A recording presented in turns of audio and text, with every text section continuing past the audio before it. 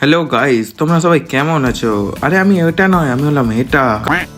রাতে হয়েছিল জোরদার লেভেলের বৃষ্টি, আর বৃষ্টি মানে তোমরা বুঝতে পারছো খিচুড়ি ছাড়া কোনো কথা হবে না। আমাদের যেহেতু কোনো সখী নেই, সেই জন্য আমরা দুই সখা মিলে বেরিয়ে পড়লাম কিমা আনতে।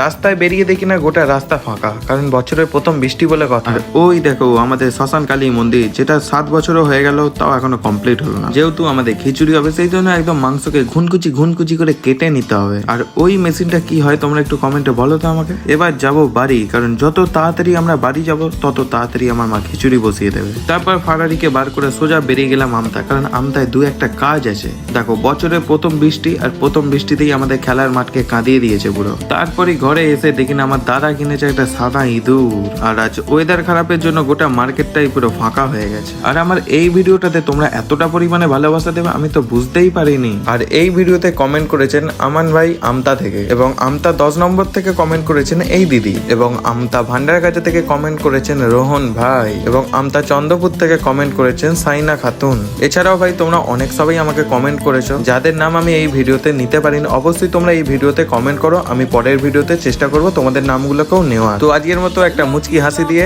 আবার টাটা, পরের ভিডিওতে দেখা হচ্ছে তোমাদের সাথে।